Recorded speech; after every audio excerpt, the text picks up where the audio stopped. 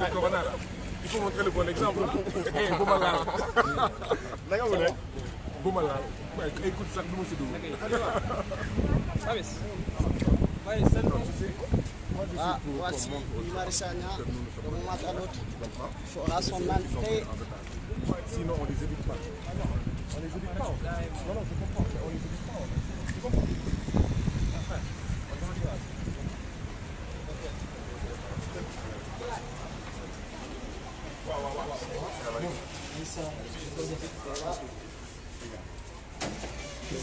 Coronavirus,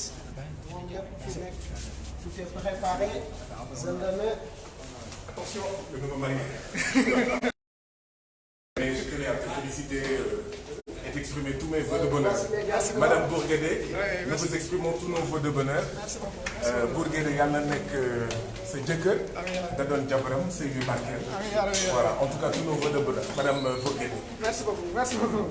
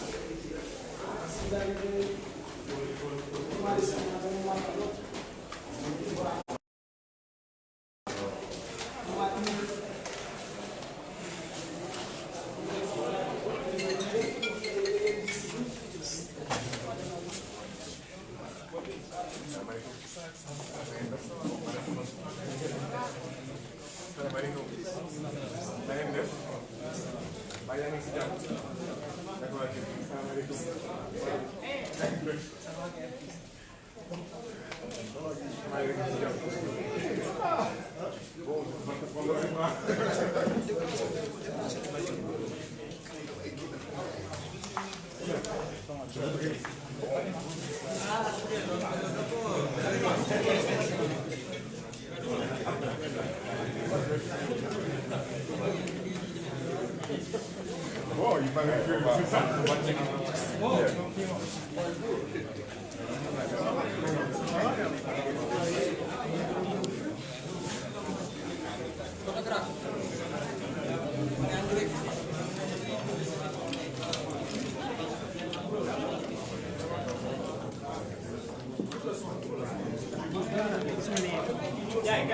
Commence à faire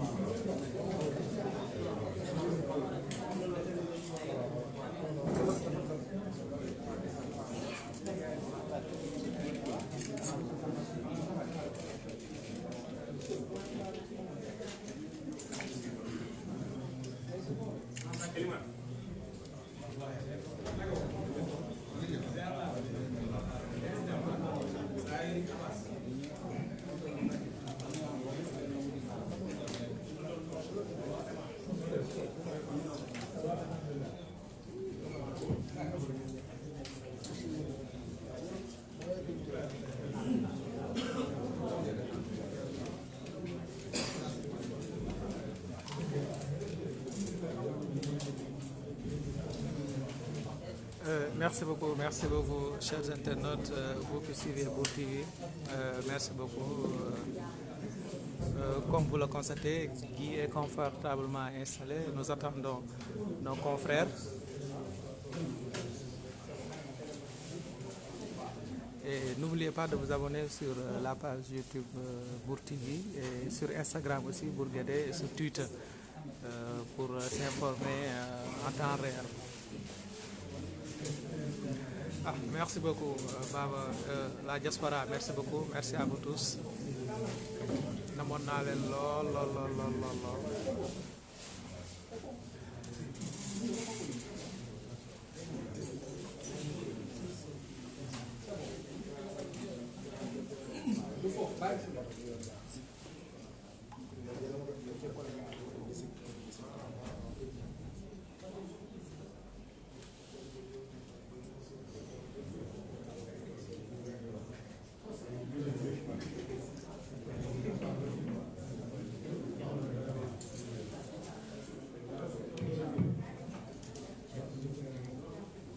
Oui, bonsoir à vous tous,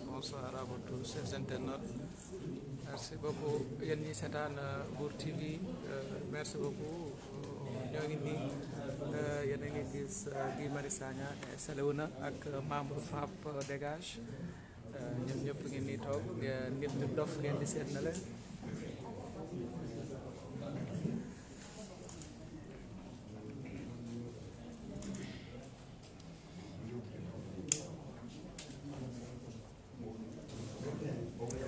Oui, Omar, Bour Guédé est sur Twitter. Vous pouvez faire Bour Guédé ou Bour TV, Inch'Allah. Vous allez me retrouver là-bas.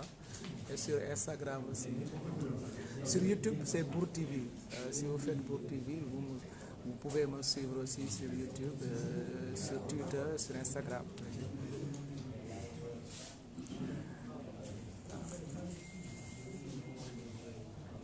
Merci à vous, Mariama Sané. Merci à vous, Ousmane Koli. Waaw le son commencé guñ moo tax xam naa ne ci kanam tuuti dañuy may temps tuuti sunu mbokk télévision yi ñoom it ñu am seen repérage après ñuy doog a commencé guñ moo tax joxaguma leen son Guy Marius Sagna bi d'un moment à l'autre rek dinañ commencé. Gis ngeen Ahmed Aïdara mooy def test micro noonu ngeen koy dégg.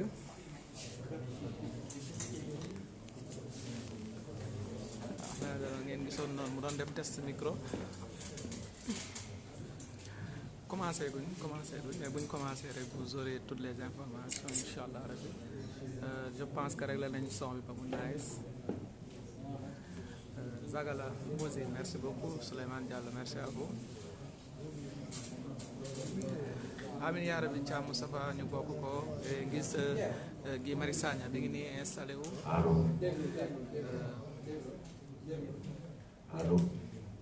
Pierre-Edouard Faye moom ngeen di gis muy test micro noonu. Waaw ngeen gis Mansour bu DTV,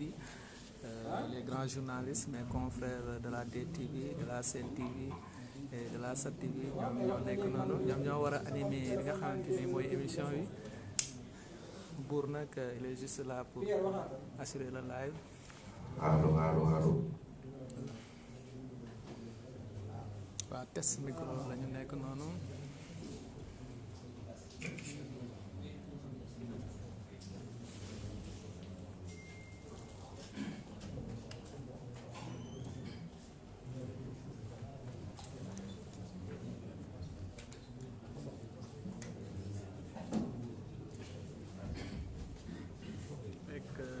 Sagna gis mu toog noonu. Oui, Gilbert Diémé avec Bour moom c'est toujours l'information juste c'est vrai. Waaw Moussa Sène may la ñu tuuti dañuy régler son bi commencé buñ commencé sama micro cravate ngeen di gis noonu ci Biba Diallo. téléphone yi nee nañ silence. Waaw Ahmed Aïdara ne ngeen ko j'espère que yéen a ngi dégg ba test yi. mais bu commencé dina leer nañ yéen ñëpp di ngeen gis bu baax a baax.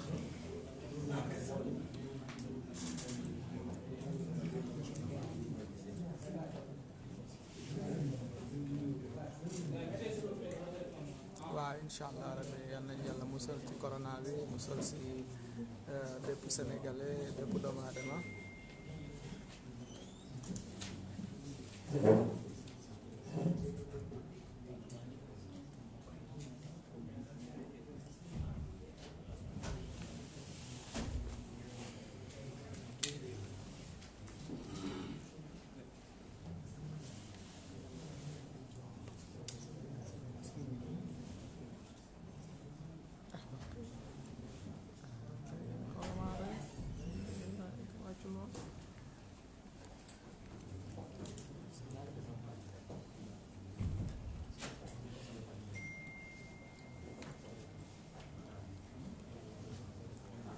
ah non son bi instant yi commencé guñ moo tax ma xaw faible mais bu commencé incha allah vous aurez un bon son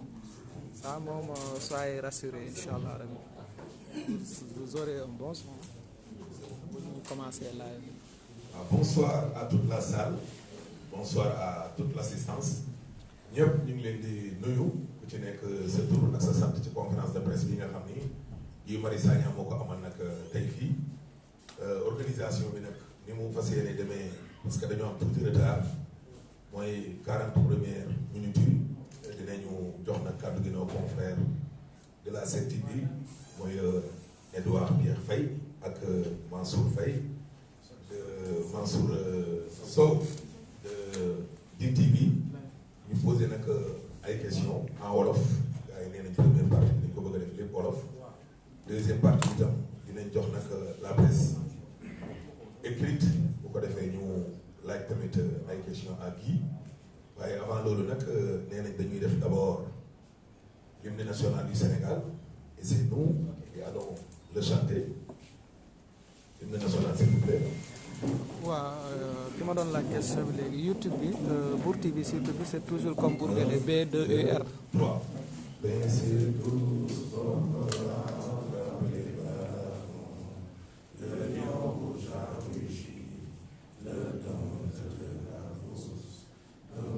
S'était lancé dissipant les ténèbres, soleil sur notre terreur, soleil sur notre espoir.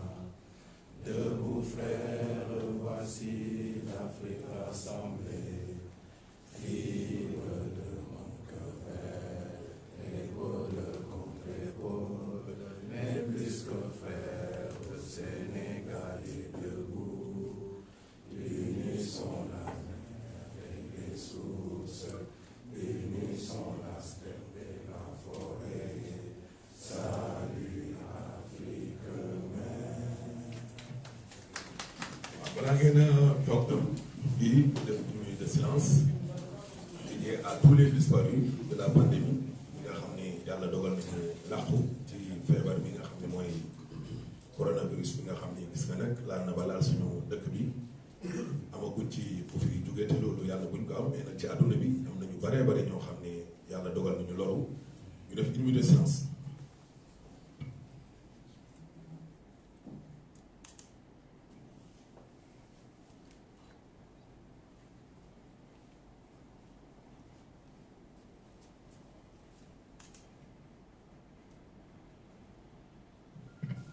Merci beaucoup. Kon nag sans plus tarder, nous allons donner la parole à Edouard Pierre Faye pour 7TV. On posait nag la première question à Guy Marius Sagna. Merci beaucoup Ahmed ñu ngi lay nuyu bu baax di nuyu sama confrère bi Mansour ak sama yeneen confrères yi nekk ci salle bi ak assistance bi yëpp di nuyu Guy Marius Sagna. Alors Ahmed yow fi nga démarré fi nga terminé sax man foofu laay démarré mooy contexte bi ñu nekk nii ci dëkk bi ak àdduna bi yëpp coronavirus contexte boobu nga choisir pour communiquer est-ce que ragaloo porté bi sa message doon am fekkoon temps normal la bu bañ ko am ci contexte bi ñu nekk nii. Deuxième question bi rek mooy quel est le quotidien de Guy Marius Sagna depuis que mu génn prison. Merci beaucoup Thierry. mbokk yi ñi fi nekk ak ñi ñuy seetaan ñu ngi leen di nuyu yéen ñëpp ci seen tur ak seen sant di rafetlu teewaay bi di jéggalu ci yéex a commencé bi ñëw nañ ci waxtu mais bon techniciens yi xëy na ñoo parewul woon mais ñu siy jéggalu bu baax a baax alors bi ma génneeg léegi mot na semaine ëpp na sax semaine parce que mardi laa génnoon et tey la ajuma boobu ak léegi mënuma woon wax parce que dama jàppoon dama xatoon loolu beneen bi itam moo di ne amoon nañ jafe-jafe pour xool fan la ñuy commencer fan la ñuy defee suñu première intervention mais coronavirus ou pas am na wax yu bëri yoo xam ne bi ma nekkee kaso ñu ngi ko doon waxtaanee bi ma génnee kaso itam population bi tamit mu ngi ko doon waxtaanee am na sax ay polémique du ñàkk sax xëy na yéen ngeen ñëwaat ci question yooyu nga xam ne moo alimenté polémique yooyu dafa am solo nag bu fekkee ay milliers ay junni ak ay junni citoyens moo xam Sénégal ak bitim réew ñoom ñoo mobilisé wu ba ginnaaw yàlla ñoom ñu génnee la kaso munoo génn ne patt ne doo wax ndax coronavirus wala leneen donc loolu xëy na moo taxoon wax bi c'était une obligation waajtaay bi sax xëy na moo tax affaire yi xaw a yéex mais coronavirus ou pas fallait que ñu intervenir fallait que ñu communiquer fallait que ñu waxtaan ak sénégalais yi au moins pour leur dire merci gërëm leen sant leen ndaxte comme askanu Sénégal nu mu koy waxee lëg bu lekkee alom na ko gërëmee coy bu fekkee libre na population bi mobilisation yi moo ma libéré c'était donc tout à fait normal bu ma génnee ma gërëm sant au moins askanu Sénégal ak itam tous les démocrates et progressistes à travers le monde. Deuxième question bi mooy donc bi ma génneeg léegi lan laa def bi ma génneeg léegi waxtaan naa ak samay mbokk ci xeex bi ñoom No Lank d'abord ak waa FRAPP ne leen man génn naa donc maa ngi à votre disposition bu dee am na loo xam ne war nañ ko def ngeen wax ma ko maa ngi à votre disposition donc ñoom ñëpp ñu ne ñu ngi lay gërëm di la sant waaye bu ñu sañoon nga dem seeti say ñaari jabar mooy maanaam sama jabar ak sama doom bu jigéen yi nga xam ne ñu ngi à 400 kilomètres d'ici donc bi ñu ma waxee loolu noonu laa demee seeti donc sama jabar ak sama doom mais un jour et demi laa fa def ma obligé donc ñëwaat Dakar pour waajal demu Ziguinchor bi après je crois que gis ngeen image yi dem naa Ziguinchor ñëwaat naa boobu ak léegi rencontré naa professeur Abdoulaye Bathily rencontré naa archevêque bu Dakar toog naa ak agent ex-Sotrac yi nga xam ne nguur gi amal na leen 14 milliards fay leen juróom ne ñoo lànk ñoom duñu leen fay 9 ñu leen dese donc am na sax lu ñuy waajal ak ñoom parce que loolu du dëgg du yoon jokkoon naa ak waa Africamer ndaxte ñoom itam ñu ngi ci ay jafe-jafe jokkoo woon naa ak ñoom sax laata ñuy dugg kaso jokkoo naa ak ñi nga xam ne ñoom leen doon liggéeyal muy les victimes d'accaparement de terre et de démolition de maisons waa Guéréo waa Kignanbour waa Tivaouane Peulh jokkoo naa ak notaire yi nga xam ne bu dee fommuñu tey ci 3 heures la ñu waroon commencer grève de la faim parce que ñu ngi ci réew moo xam ne mu ngi am 51 notaires Côte d'Ivoire mu ngi am 300 ça veut dire que doyul ñu def concours def formation ñu toll ci 22 ñu bëgg leen xañ liggéey donc voilà ci yooyu daal laa nekk fekkee naa réunion No Lank fekkee naa réunion FRAPP voilà xam naa ne bu ma doon lim fii du ma fi jóge bien sûr di jéem a tontu téléphone ma si profité waale di jéggalu citoyens sénégalais yëpp yi nekk Sénégal ak ci diaspora bi yoo xam ne ñu ngi may woo di ma envoyer message am naa jafe-jafe gérer loolu yëpp fu mu nekk nii parce que appel yeeg ak message yu bëri na mais incha allah naa tontu ñëpp lii daal mooy sama quotidien bés bu nekk. voilà bi Marius Sagna ginnaaw ba mu la nuyu toute l'assistance bi aussi mes confrères yi nekk fii Pierre daanaka léegi fu la bëggoon àddu Marius Sagna et si je vous prends au mot aussi da nga ni pression populaire nit ñi nga xamante ni à travers le monde ñoom ñoo naxarlu woon si jàpp bi la jàpp gannaaw ba ñu ñax boo ñu bàyyi la ñu bari jàpp que ni peut-être wax boobu am na lu ci nëbbu leneen ci ginnaaw parce que libération boo xamante ni say avocat sañoo laaj li nga xamante ni mooy demande de liberté provisoire bi lankal leen ko ñu gis ci ginnaaw nga am yeneen avocat yoo xamante ni dañ leen ko mettre ñu dugg ci biir bi comme benn baguette magique comme ça ñu libéré Guy Marius Sagna te dégg nañ li nga xamante ni bokk na ci sa avocat wala moo nekkoon sa avocat di Maître Khoureychi Ba am addu yu mu ci yëkkati ndax libération Guy Marius Sagna wàllu politique da ciy dugg bëgg nañ koo xam leeral beneen bi moom mooy ba nga génnee dem nga fi nga xamante ni mooy sa dëkk cosaan dajee ki nga xam ne mooy sa way yu góor dajee sa famille dajee ñëpp ñi nga xamante ni lay sa bopp mais ngay yëkkati ba ay kàddu jëm ci li nga xamante ni mooy li xew ci jamono ji ni avec coronavirus bi nga ni dem nga ba foofu mais jumtukaay yi fa war a nekk yi nga xamante ni moom la gis ci Ndakaaru ñu koy xoole nit ñi rawatina au niveau des aéroports yi autrement gisuloo ko foofu ci ëllëg sa am ku la weddi ndax cellule communication am na aussi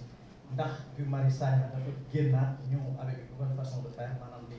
provoquer juste pour au moins mën a am lu bëgg. Ah, merci beaucoup Mansour Sow sa laaj bu njëkk bi li ma ciy wax moo di ne jàpp nañ ñu de manière arbitraire téye nañ ma camp pénal de manière arbitraire dama jàpp ne itam ni ma génnee jaarul yoon mais ku xam kaso nu muy doxee xam nga ne gars yi bu ñu la génne bu ñu la bëgg a génnee mënoo si dara dañ lay forcer ne la par la force da ngay génn sama génnub kaso en fait camp pénal jaarul yoon lu tax ma jàpp ne jaarul yoon moo di ne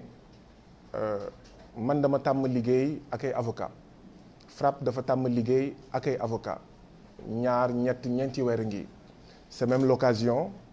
gërëm ñi nga xam ne ñoom ñooy maître Moussa Sarr maître Khoureychi Ba maître Amadou Diallo mi nga xam ne toog na fii tey maître Amadou Sow maître Babacar Ndiaye maître Seyba Danfakha maître François Senghor ak maître Sall mi nga xam ne FRN moo ko yónni woon bu dee am na ñu ma fàtte maa ngi jéggalu ndaxte bu fekkee mobilisation comme ni ma ko waxee sànq ginnaaw yàlla mobilisation moo ma génnee samay avocat ñi ma lim fii def nañ si liggéey itam bu am solo alors FRN dafa def benn communiqué yàgg wax ne niñ ma jàppee denc ma camp pénal du dëgg du yoon ñu ne yebal nañu benn avocat pour mu défendre ma ca ëllëg sa maanaam communiqué bi bu fekkee tey la génn ca ëllëg sa maître Amadou Sall ñëw fekk ma camp pénal ne ma waa FRN ñoo ma yebal fii pour ma défendre nga ndax nangu nga ma ne ko waaw boo demee nga gërëmal ma waa FRN maa ngi leen di sant di leen gërëm may delloo tey di leen sant di leen gërëm comme ni ma santee gërëm ñëpp mu laaj ma condition générale de détention yi mu jiitu ma si sax ne ma déjà yow waroo nekk camp pénal parce que camp pénal c'est pour les condamnés te yow kenn jugé wu la ba lay condamné après ma expliqué ko yeneen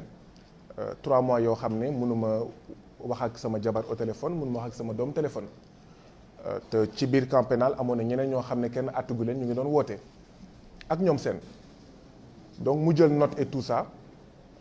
ma waxoon ko sax ne samay avocat ñu ngi waajal benn conférence de presse mu jël contact ak ñoom donc ci noonu la ñu séparé woo ma wax ko ne boo demee seeti waa FRN gërëmal ma leen santal ma leen comme citoyen sénégalais yëpp laa jàkkaarloog télé sama biir néeg gis ñu bind demande de liberté provisoire déposée pour Guy Marius Sagna depuis 4 ans FRAPP di liggéey ak ay avocats yu bëri ñun amul kenn koo xam ne mës na déposer demande de liberté provisoire te informé wuñu te tàgguwuñu muy benn kon ni ngeen ko gisee ci télé bi man noonu laa ko gisee ñaareel bi mooy pour ku jaar kaso mu am demande de liberté provisoire di ngeen gis ne mënuñu déposer demande de liberté provisoire te amul lu ñuy woowee élection de domicile ba pare ki nga xam ne moom mooy ñaan demande de liberté provisoire day signer demande bi bon prisonnier du signer mais day càpp baaraamam ci encrier bi mu apposé ko ci kayit bi waxtaan wax dëgg ci la tàgguwuñ ma yëgaluñ ma gisuma kenn ñëwul wan ma demande de liberté provisoire càppuma sama baaraam fenn woowuñu ma sax ba may càpp. amul protocole camp pénal sur votre dos. lii mooy la vérité léegi nag après sénégalais yëpp dinañ gis dinañ dégg dinañ interpréter maanaam ñun juróom-ñeent nit ñu jàppee jaarul yoon nit ñu téyee jaarul yoon man ni ma génnee jaarul yoon. et pour la petite histoire maa ngi ko doon wax samay mbokk yëpp moo xam waa No Lank moo xam waa FRAPP dama leen ne tolloon naa foo xam ne maa ngi doon wax ne Maître Moussa Sarr bu ñëwee sax di déposer demande de liberté provisoire dama ko naan bul déposer parce que ñett moo mën a génnee kaso demande de liberté provisoire bu ñu nangu ñaar ñu jugé ma ñu àtte ma ñett 6 mois yi jeex kenn woowu ma damay génn automatiquement. alors tolloon naa foo xam ne dama waxoon même Maître Moussa Sarr bu ñëwee sax naan ma day déposer dama naan ko déet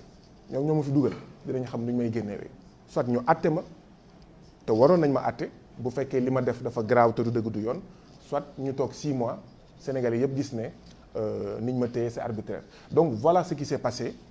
et li ci des yëpp ñun ñoo ko gisandoo voilà les faits maintenant nag l'interprétation est libre.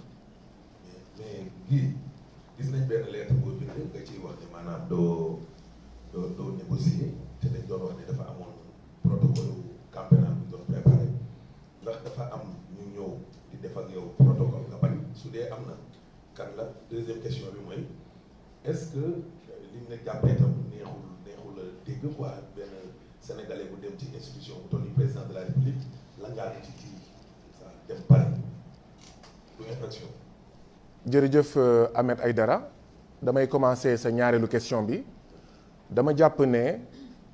ñun ñi doon manifester le 29 novembre fi ñu demoon du palais présidentiel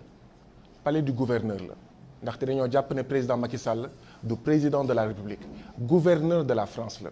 gouverneur de l'impérialisme la maanaam daf fi toogal d'accord ay intérêts yoo xam ne du intérêt askanu Sénégal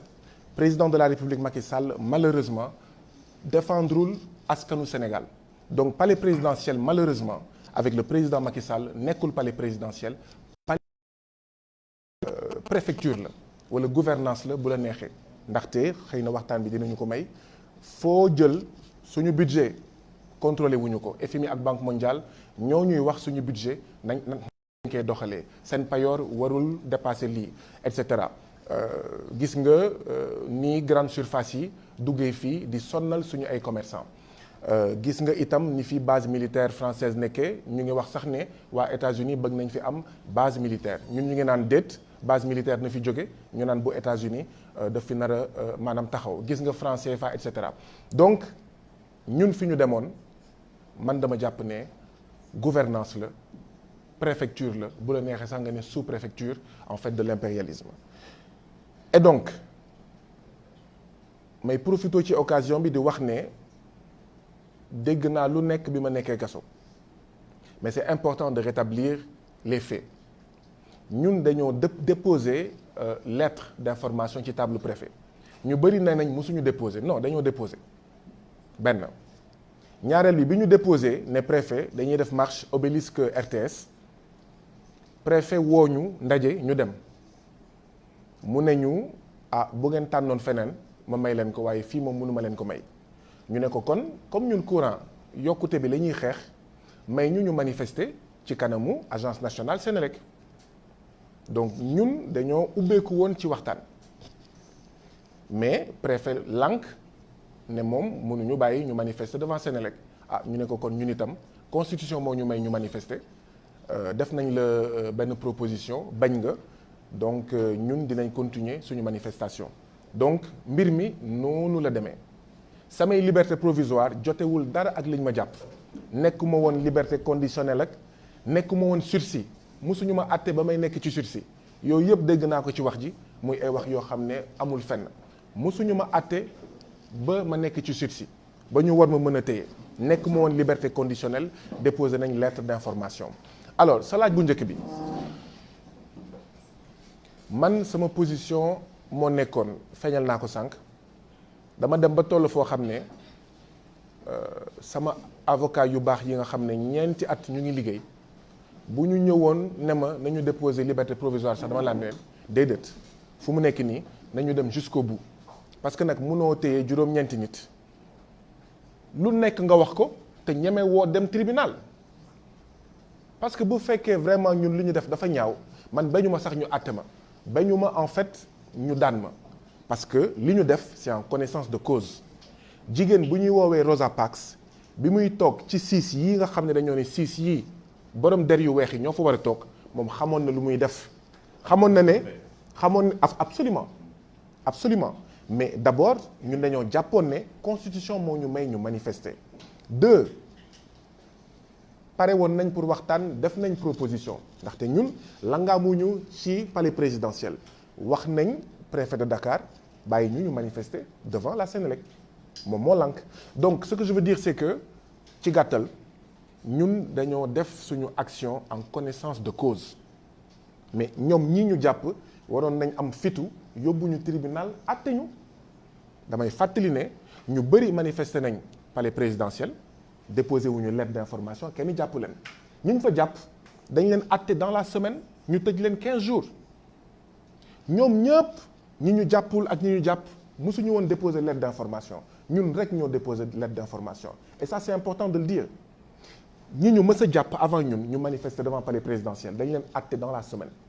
ñun ñu inventer une procédure d'instruction. Mais si aujourd'hui si c'était à refaire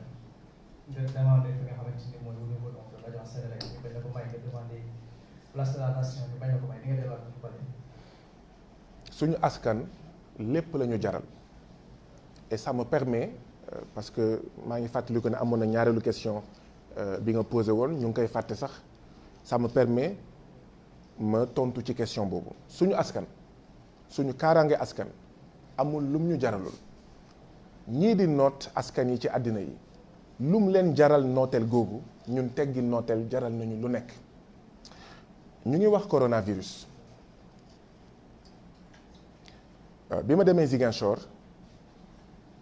dañoo wàcc aéroport mais amul woon benn dispositif yéen mi dem aéroport boo egsee da ngay gis ñu def ni appareil bi def ko ci sa yaram def ko ci sa jë def ko ci sa bopp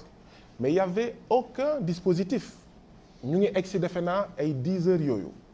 ay 10 heures la ñu egsi Ziguinchor amul woon dara sama baat ca kaw ñu génn aéroport yàlla def seen mbokk taskatu xibaar yi nekk fa ñu tendre ñu micro pour nous c'était une obligation ñu taxawu askanu Ziguinchor parce que ñu ngi nekkoon en fait ci danger coronavirus bu fa duggee kenn du si mun dara donc moo tax ñu wax ne y avait aucun dispositif et ñu ngi interpellé état bi pour que ñu def fa dispositif yàlla def seen mbokk 7TV yi bokk ñu woon avion ñu egsi 12 heures bi ñu egsee 12 heures dispositif bi ma nga fa woon donc ñun dañuy wëy lu ñuy wuyoo ñu niroo ko mooy ñëw nañ aéroport fekk ñu fa dara lii mën na nekk jafe-jafe gàllankoor ci askan wi ñu yëkkati suñu baat def ko alors polémiquer ci communiqué ADS bi wax ne li ma wax du dëgg man loolu taluma ko li may considérer rek moo di ne wax nañu def nañ fa dispositif d'ailleurs bi may ñibbisi maa ngi jël avion mais dispositif yi ma nga fa woon et ñii di liggéey foofu ñoom ñëpp ñoo fa rombal baat bi benn la woon ñu ngi lay gërëm di la sant te man hésité wu ma benn yoon dama leen ne mais ça c'est extrêmement scandaleux parce que yéen sax seen vie elle est mise en danger par l'État du Sénégal alors am na communiqué ADS am na communiqué gouverneur u Ziguinchor boo liiree communiqué gouverneur u Ziguinchor di nga gis ne bokkul ak bosu ADS parce que mu ngi naan jamono ji ma egsee infirmier yi waroon gérer matériel bi ñu ngi leen doon former alors qui croire man je pense que gouverneur bi avec son devoir de réserve man la gën a jox dëgg mais daf ko lëmës ci anam boo xam ne du gaañ état bi. waaw léegi yeneen question yi ma bëggoon poser mooy dans le jargon journalistique dañu naan le bon journaliste c'est un journaliste vivant comme lu ñu mënee wax tamit le bon activiste c'est un activiste libre est-ce que bu fekkee tous les 2 mois nga dem prison wala 3 mois est-ce que loolu taxul warul jar tey de changer forme de lutte parce que moment bi nga def prison également les choses ñu ngi déroulé derrière toi. beneen question bi mooy wax nga sànq ay polémique mu amoon polémique boo xamante ni dafa jëloon sax tournure religieuse sa avocat yi defoon conférence de presse di maître Amadou Ali Kane fële ca siège Amnesty mais Vatican dafa war a def intervenir ñu teg si quelques jours Barthélémy Dias daf benn sortie ne yow ñu la maintenir en prison c'est parce que chrétien bu mu indi woon fii benn débat benn polémique nga génn également tam seeti archevêque bi est-ce que quelque part da nga vous devez votre libération à l'église wala déet. alors li tax ma génn dem gisi archevêque te ni ma gisee archevêque noonu laa fas yéene dem seeti yeneen kilifa diine li tax ma seeti archevêque parce que pour la petite histoire bi ma nekkee quartier haute sécurité bu camp pénal archevêque ñëw na ma seet si ci biir sama nekk coow li ngay wax ni yépp avant moo judd archevêque ñëw na camp pénal dugg na sama néeg xool na néeg bi ñaanal na ma ci kanamu ñëpp pour man obligation la woon bu ma génnee ma dem nuyu ko ma dem gërëm ko avant coow li yëpp xaw ma maître Pape Ali Kane sama doomu ndey Barthélémy Diaz avant ñuy wax seen wax yi yëpp archevêque ñëw na ma seet si c'est important ma profité ci occasion bi wax ko mu leer nañ c'est pour ça que c'était important pour man bu ma génnee ma dem seeti ko voilà un peu li am li ci des mooy li am solo mooy ñii nga xam ne ñoom la ñu dénk réew mi war nañ moytu yenn yi xam nga boo commencé injustice doo xam fu muy mujj boo jàppee juróom-ñeenti nit jàpp leen ci anam yoo xam ne jaarul yoon ñu naan déet nga bàyyi ci juróom-ñett nga tey ci kenn askan wi day jéem a xam lan moo tax ñu tey ci kenn bu demee ba amul benn explication rationnelle lu xel mën a nangu mooy indi ñu naan c'est parce que chrétien la c'est parce que joolaa la c'est parce que waa Casamance la te ku ñu xam-xam ne ñun waa FRAPP dañoo yàgg xeex la manipulation des sentiments religieux la manipulation des sentiments ethniques maanaam di foowee waaso yi di foowee diine gi di foowee tarixa gi ngir diviser pour mieux régner ngir gën a wëyal nguuru nooteel ñun dañoo yàgg xeex loolu dañoo yàgg bañ loolu man mosu leen ma dégg ma wax ay waxi Casamance mosu leen ma dégg ma wax leen ne sama dëkk fi ma juddoo muy Etomé amul ndox amul courant yaa ngeen koy njëkk a dégg dimanche te waa Etomé ñoo ko waxal seen bopp donc man kenn mënuma taxé xëy na régionalisme wala affaire yooyu kenn mësuma dégg xëy na sax am na ñoo xam ne ñu ngi naan gii bi du gii guy la est-ce que du musulman ak yooyu donc man kenn mësuma dégg ma ne lii laa wala lee laa donc homme politique yi femme politique yi ñoo war a am responsabilité xam ne Sénégal dafa am ay waaso yu bëri xam ne Sénégal dafa am ay diine yu bëri xam ne Sénégal dafa am ay tarixa yu bëri et que jot ci nguur wala woy ci nguur wala troisième candidature warul tax ngay foowee li nga xam ne moom la askan yi gën a bëgg gën a fonk seen diine ak seen tarixa pour man loolu moo am solo injustice boo ko commencé boo moytul fu muy egg dina doy waar dina indi jafe-jafe ci diggante ay waaso ak ay tarixa te xëy na injustice bi moo ko waraloon pour man lii mooy jàngat bi nga xam ne moom la ñu war a def ci affaire boobu may profité nag di gërëm samay doomu ndey yëpp di gërëm sama doomu ndey Barthélémy Diaz mi nga xam ne même avant ñu ñuy jàpp ñu ngi waroon ànd dem seeti papam malheureusement liñ ma jàpp moo tax demuñu seeti suñu pape Jean-Paul Diaz. Première question bi mooy prison régulièrement. ok alors pour man jafe-jafe bi du Guy Marius jafe-jafe bi mooy président Macky Sall ñu mu àndal ñoo xam ne foo bëgg manifester ñu interdire la yow ñun mënuñu nangu suñu ay concitoyens muy waa PCC yi ñu amal leen 14 mois de salaire justice jël ay dogal jël décision ne Sonatel fayal bëgguñu fay état bi toog di xool complice ñu déposer lettre ne dañuy manifester devant Sonatel ñu ne du ngeen ko fi jooyee maanaam dinañ leen toroxal waaye du ngeen ko fi jooyee donc jàpp nañ ñu ndax loolu. alors problème bi man la wala état bi nga xam ne mooy xool toog seetaan liggéeykat di ko toroxal ñu koy toroxal muy ànd ak ñii di toroxal liggéeykat yi dans son silence complice loolu mooy wax ji. parce que boo xoolee manifestation yi yooyu la mus nañ fi ànd manifester ak ñii di def transfert d'argent ànd manifester ak waa PCC yi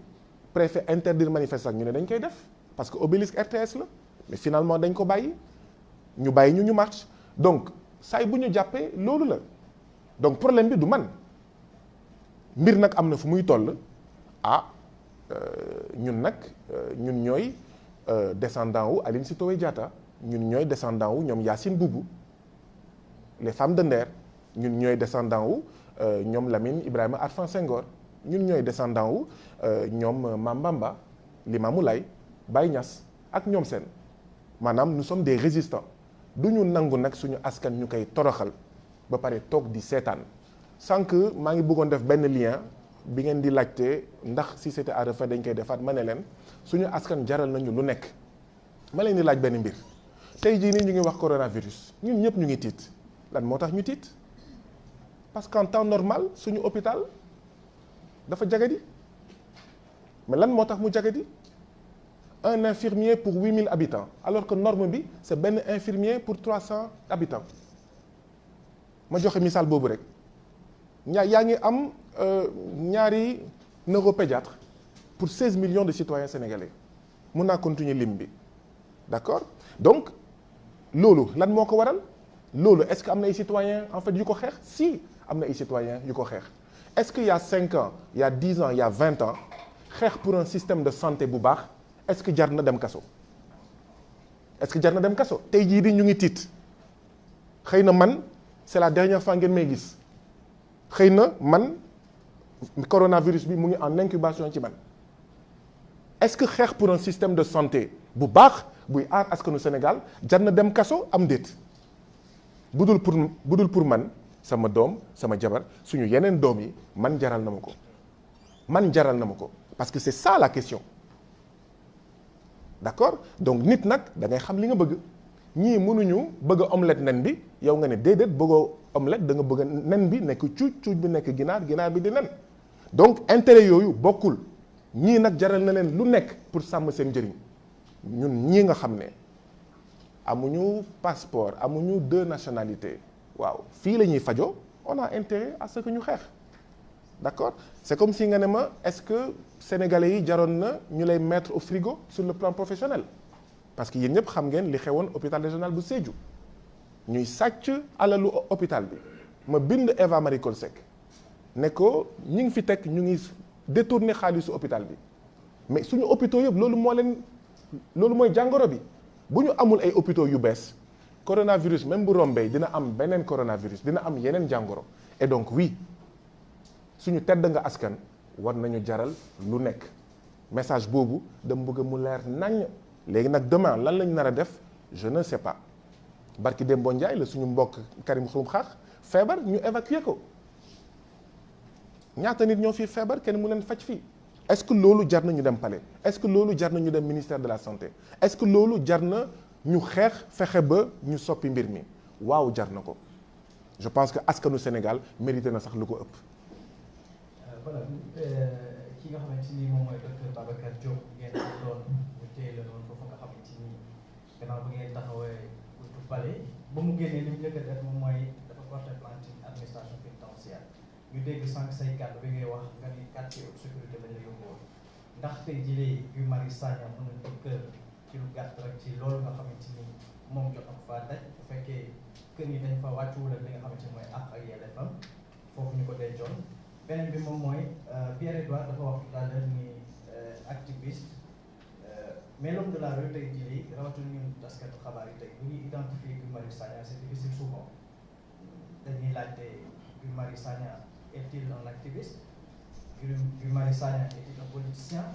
parce que Guy Marius Sagna on a vu aussi être directeur de campagne d'un politicien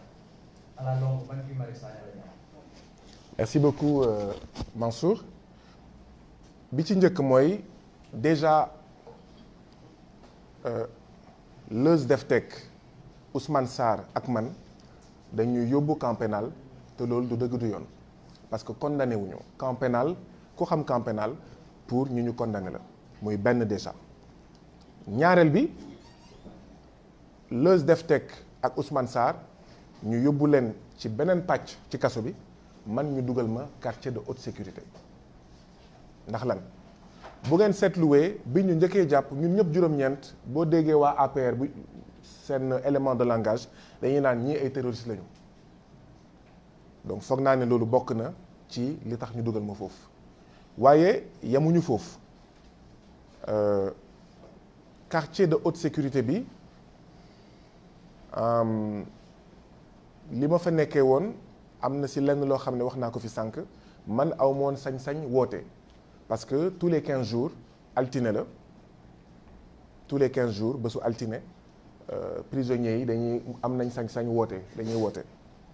mais man bokkoon naa si ñi nga xam ne amuñu sañ-sañ woote alors que am na ñeneen ñoo xam ne attewuñu leen comme man parce que dañ doon lay naan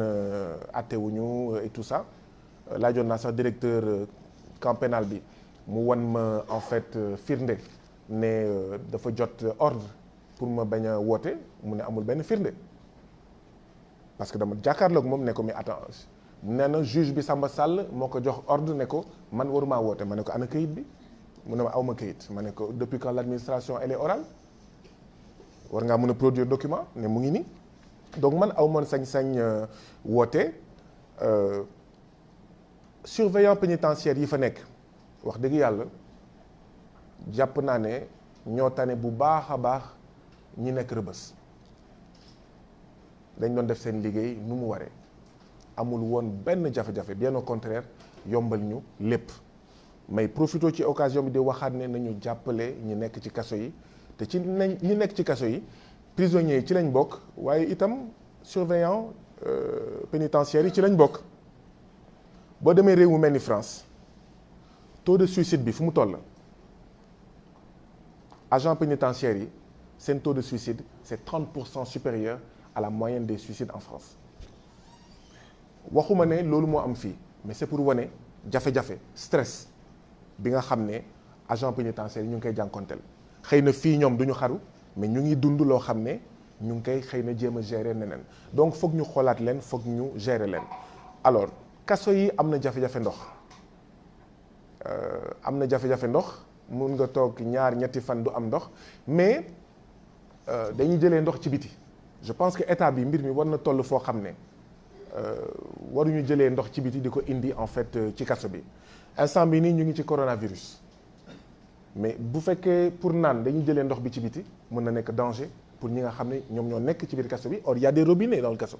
dans les prisons mën nga toog 3 jours du am ndox man ndox bu doon am 3 heures du matin laay yeewu pour root bidon yi mooy les bidons de 10 litres là donc voilà bon lekk bi tane na mais souvent bu ñu la joxee lekk yàpp bi day nëpp waaw jën bi moom dañ ko doon saaf régulièrement xam naa ne saaf bi c'est pour que nga bañ a xeñtu yenn yi bon man personnellement dama doon wax sama camarade yi bàyyi leen ma lekk kaso bi d'accord bon yenn saa yi ñu ne ma lekk mais mun naa wax ne ci 3 mois yi ma fa def 2 mois et demi yi lekk kaso bi laa lekk parce que bëgguma woon kenn nettali ma lekk kaso bi nu mu mel bëgguma woon kenn voilà donc voilà am na ay mbir yoo xam ne war nañ ko gérer mais li ci gën a am solo mooy ña fa nekk toujours ci lekk bi ñun suñu secteur 10 chambres la woon dañuy indi bool yi mais presque benn prisonnier du ko laal maanaam bool yi di dellu te kenn du ko laal moo ëpp bool yi di dellu te laal nañ ko ma ne waaw ñii ñan la ñuy toggal mieux vaut ñu sóor tuuti affaire bi xaw a neex plutôt que ñuy sóor lu bëri bool yi di dem après nag ci ngay dégg ne dañuy jaay paanu ñamu mbaam 10 000 francs xëy na tamit ñenn ñi ils préfèrent togg bu bon d'accord ñu tuur ko ci paan après ñu jaay ko 10 000 francs plutôt que ñu jéem a dab bànneexu doomu aadama yi nga xam ne ñoom ñoo fa nekk nañu àtte nit ñi secteur bi ma nekk bëri na ñoo xam ne dañ leen tuumal terrorisme tuumal lay wax parce que am na ñoo xam ne kenn àttewu leen mais nit ak loo ko munti tuumal foog nga àtte ko mënoo toog 3 mois ñoom ñangadu ñoom Sina ak ñoom seen ñoom Godwin ak ñoom seen ñu nga téye leen 3 ans nga tuumal leen yow terrorisme après munoo sax baral liggéey bi nga téye leen foofu loolu dëgg du yoon prisonnier dafa am ak yelleef te état foog mu respecté ko donc loolu xëy na foofu lay daanale xam naa ne ci fan yi di ñëw dinañ gën a am nu ñuy communiquer ànd si ak xëy na ñu àndaloon kaso ci wàllu kaso yi. Ah oui non j'ai oublié cette question. Alors man en général étiquettes yi damay bàyyi ñi nga xam ne ñoom ñooy seetaan ñu jël seen dogal ne Guy Marius Sagna lii la Guy Marius Sagna lee la man bu fekkoon dañ ma doon laaj man lan laa damay naan révolutionnaire anti-impérialiste panafricain pour man loolu moo ëpp solo maanaam aji bëgg réew boo xam ne dafa jàpp ne Afrique dañ ko jatang Sénégal dañ ko jatang te fekk tinki wuñ ko du ñu génn ci ndóol du ñu génn ci jafe-jafe bëgg itam Afrique nekk benn ñu am gouvernement fédéral ndaxte kat 16 millions de citoyens sénégalais naka la ñuy jàkkaarloowee ak 1 milliard de chinois 16 millions de citoyens sénégalais naka la ñuy jàkkaarloowee ak 320 millions de citoyens des États-Unis. Après, je parle très rapidement. Moi, je rappelle tout à l'heure qu'en 2017, il y a eu un directeur de campagne où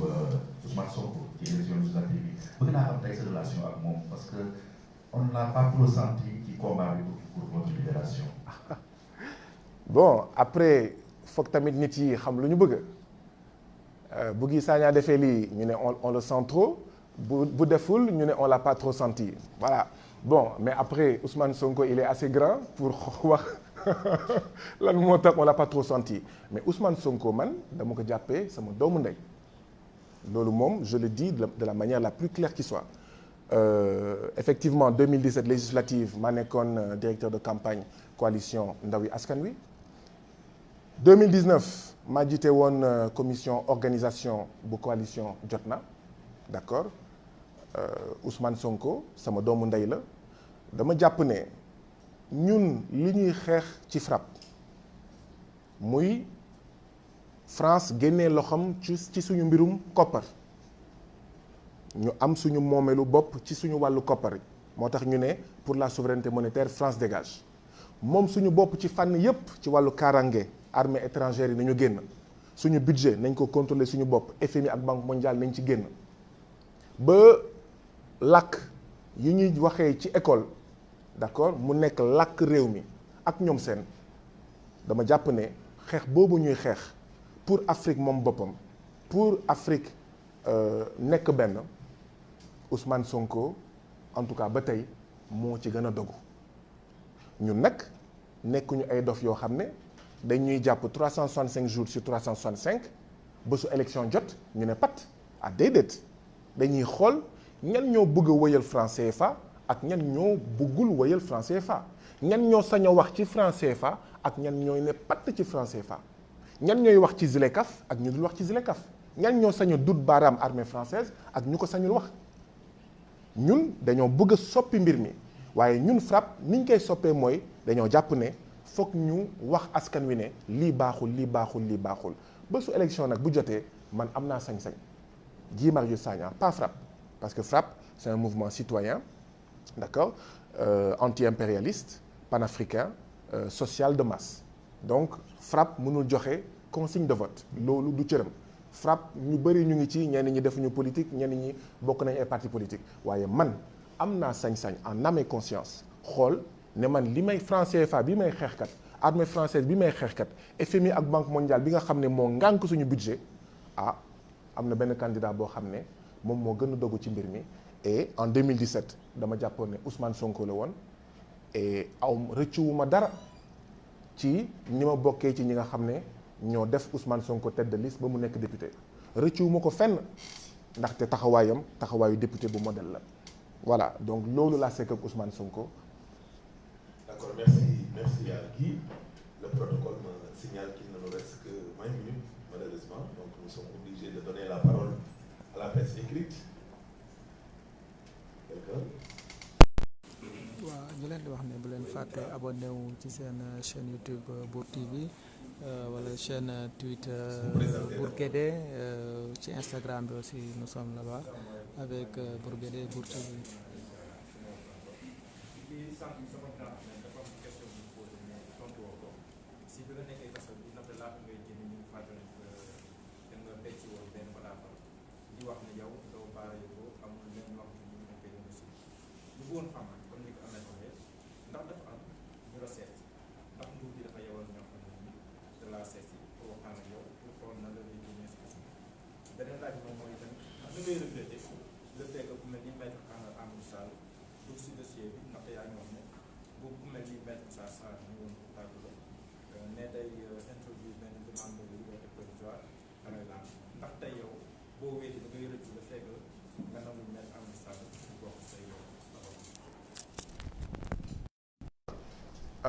am na wax yoo xam ne mënuma si sori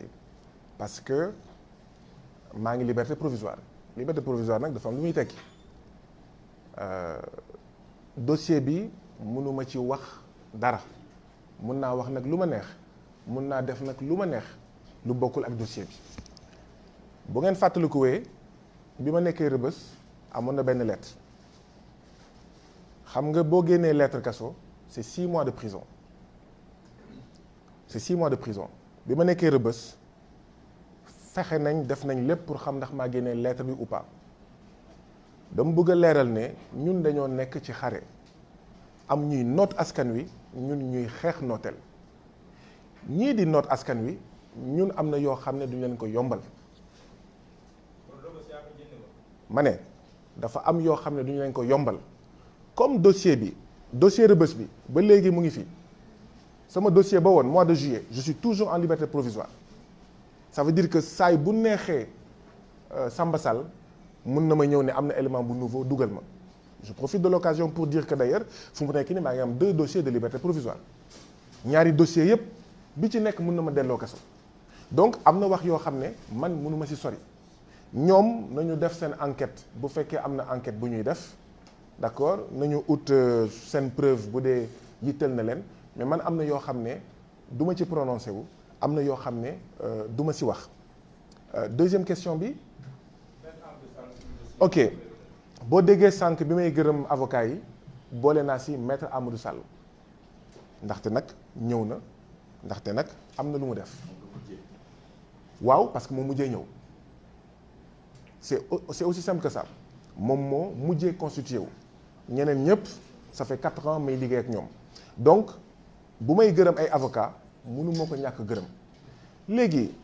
man am na yoo xam ne du ma ci gëstu lu bari man wax naa leen sànq bu ngeen ma laajee lan laa doon dama leen di wax révolutionnaire anti-impérialiste panafricain dama jàpp ne fu ma munti nekk sama mission mooy ànd ak ñi nga xam ne ñoom laa bokkal gis-gis ñu fexe ba wàññi coono askan wi bu ma nekkee kaso loolu mooy sama liggéey bu ma nekkee en liberté loolu mooy sama liggéey ba nga xam ne amul solo ci man ma ne damay regretter wala ñàkk regretter maa ngi nii je suis en liberté damay continuer sama xeex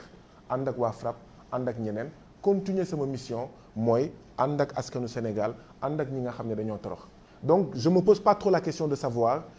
est-ce que je regrette ou pas pour man c'est pas ça le plus important mais lenn moom wax naa ko waxati naa ko te loolu mënu ma ko ñàkk wax mooy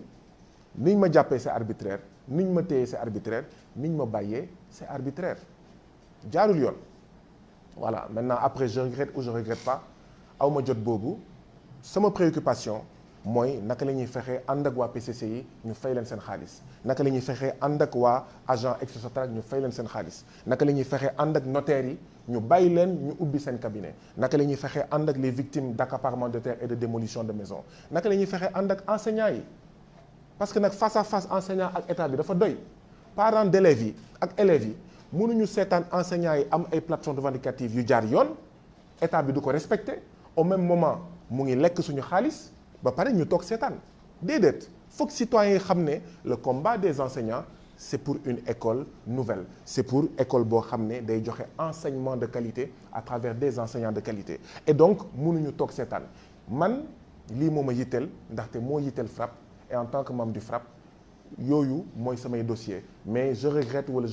je ne regrette pas yooyu je ne me pose pas la question. Merci beaucoup. Guy Marius Sagna, Amadou Moustapha Dieng de la radio Sud FM. di nuyu waale sama mbokk journaliste sama confrère yi ak ñu assistance bi alors man amoon naa ay laaj bu njëkk bi moo di ba nga ko sànq yaa ngi ñaari dossier yóbbu nañu la rëbës jëm la bës toogloo ñu yóbbu la camp pénal jëm la pénaliser rek ba léegi jàpp nañu ne yaa ngi ci biir xeex da yaa ngi naan fu mu nekk nii da nga jàpp arbitraire bàyyi la arbitraire lan moo la nar a téye yow mu nekk nii lan mooy tax nga toog bàyyi ci yëngu-yëngu yi nga nekkee boobu mooy benn ñaar bi ndax xëy nga liggéey ndax da nga nekkoon ci liggéey jàpp naa ci diggante bi ndax liggéey bi xam nga laaj moo di dafa am ñu ne dañ la duggoon ci kaso bi ngir boo xam ne ñetti weer su ko defee boo génnee ñu génne la ci oto bi ndax dem nga liggéey am déet bu gën a ci xam ci leer beneen bi moo di dem ci wàllu ñu ngi naan bi nga duggee kaso bi am na ñu boo xam ne troisième mandat dugaatoon na coow boobu noonu ba tax diggante bi dégg nañ ne président bi nga xam ne moo nekk fële ci Côte d'Ivoire Ouattara nee na moom day renoncé yow troisième mandat bi coow yu jugaatoon loo ci wax tey waxte génn nga ba mu jégi mu jëm ci wàllu coronavirus lu tax ma la koy laaj dinaa si nga wax si loo xam ne ñëpp nañ ko dégg xam nañ ne yaa ngi ci secteur de la santé boo nga ci sant lu leer nañ xam nga ni aussi problème yi xam ne dina ko am jëm ci wàllu ñu nekk si personnel bi nga wax si lu leer bu ba pare aussi comme porteur de voix aussi nga wax Sénégal parce que am na ñoo xam ne ba léegi jàpp nañ ne coronavirus du leen dal wala du dal ay sénégalais wala du maanaam daal feebar boo xam ne mën na tax ñu koy taw yaa ngi dégg comme yow nag porteur de voix la te xam nga dañ sax même santé ñu lay ñaan nga wax ak sénégalais ak sama compatriotes yi parce que xeexul bopp jàpp naa ne xeex loolu garab aussi xeex bu am solo la wax leen li ñu mën a dégg si coronavirus bi te xam ñu koy moytu jërëjëf. Massawu suñu mbokk yi nga xam ne. Chine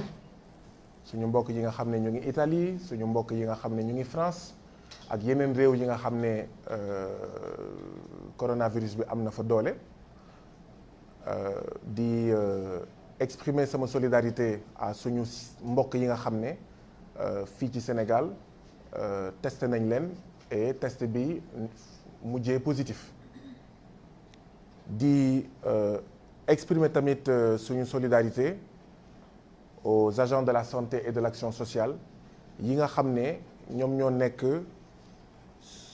ci première ligne front bi ñoom ñoo gën a exposé ñoom ñoo gën a vulnérable di rafetlu yenn initiative yi nga xam ne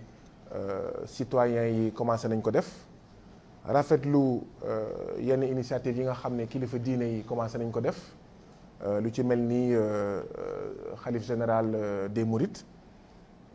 contribution wam participation wam ci xeex bi di wax ne coronavirus nekk na jàngoro boo xam ne waruñu ko foowee waruñu ko banaliser feebar bu dangereux la ba nga xam ne tegtal yi nga xam ne ministère de la santé agent de santé yi ñu ngi koy joxe ci nañu moytu yenn yi nañu moytu nuyoo yeeg nañu moytu maanaam façon yooyu nañ ko fullal nañ ko faydaal nañ ko jëfe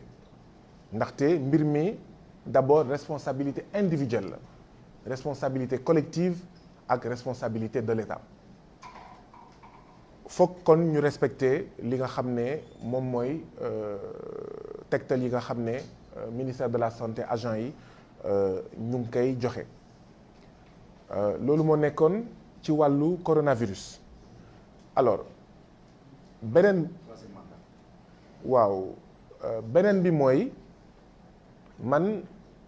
agent ministère de la santé et de l'action sociale la travailleur social la wax naa fi sànq dama doon liggéey hôpital régional bu Sédhiou ma bind benn bataaxal wane naka la ñuy détourner xaalisu hôpital bi ñu affecté ma Dakar amul enquête laajuñu ma amul conseil de discipline amul dara te man li ma wax les faits m'ont donné raison parce que kenn ci ñi nga xam ne ñoo doon luubal xaalisu Sédhiou affecté nañ ko ci beneen hôpital boobu am problème yu métti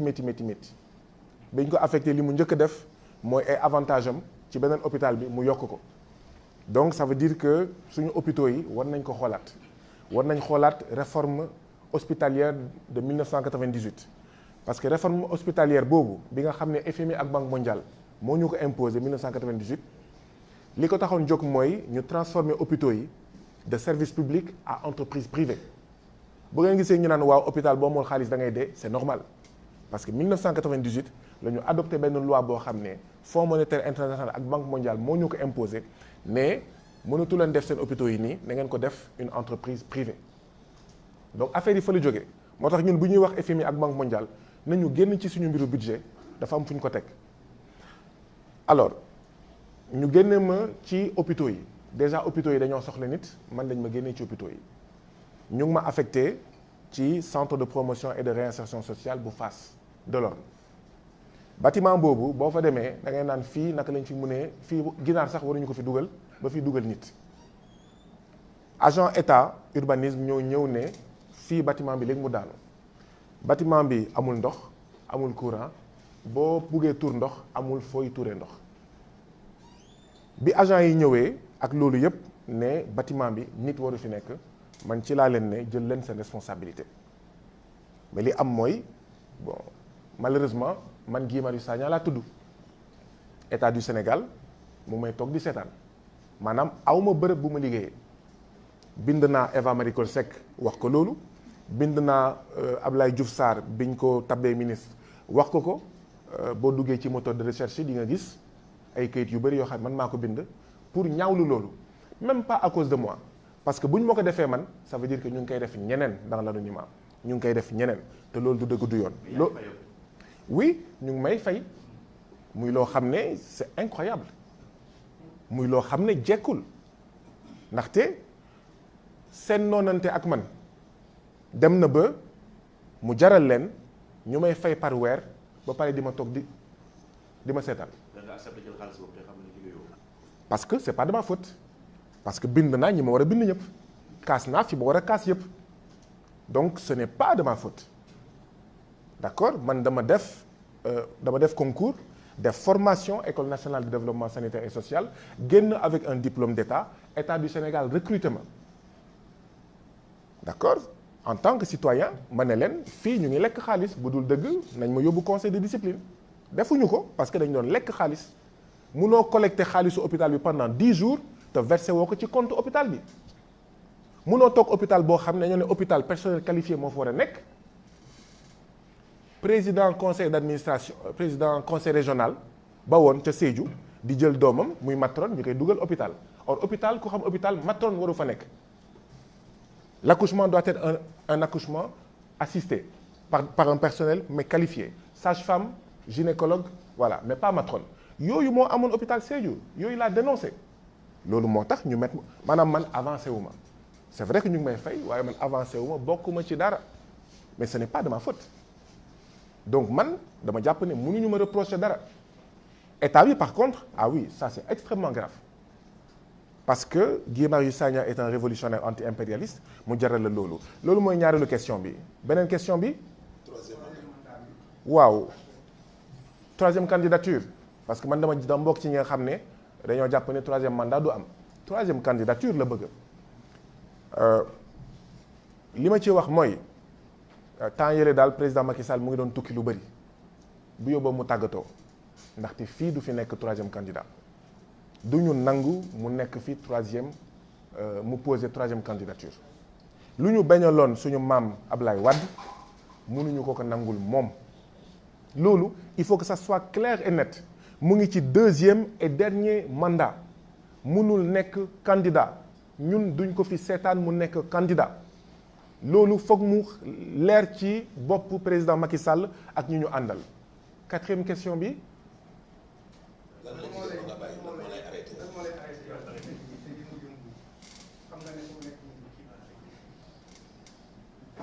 xanaa maam yàlla ndaxte fekk ñu ngi noot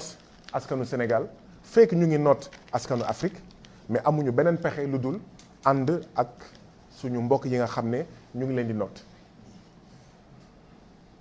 D'accord. Presse en ligne wala presse écrite, le dernier di soit ci plateau bi c'est bon. Kii ñu dellu soit nag ci plateau bi 15 minutes moom moo ñu dese. Da ngeen créé plateforme aar nañu ko pour pétrole. waaw ñu fàttali pétrole beeg leen gaz ba fàttali léegi ko Sénégalais yi seen ñu chaîne toog YouTube même bu dee suñu gaz dafa tere xeex. ak seen Twitter ngeen jóge foofu mënul jàpp ne pour Guédé ak Instagram bi aussi pour am des informations justes et vraies en temps réel. gars yi def nañ appel à témoin Aliou Sall dem na wuyu ji dig ñëw pétrole beeg gaz daal mi ngi foofu stagné aar nañu ko kon foofu amoo leen fa nag ngeen ñëw ci ñoo làkk ngeen ne courant bi waruñu ko yokk ba léegi yokk bi mi ngi fa wàññiwu est-ce que mënuñoo jàpp ne kon da ngeen a laaj pétrole gaz ak courant bi da ngeen échoué. mu ngi mel ni 80 nga laaj président Ablaye Wade ne ko depuis 74 yaa ngi créé PDS mais gagné woo est-ce que da ngaa laaj.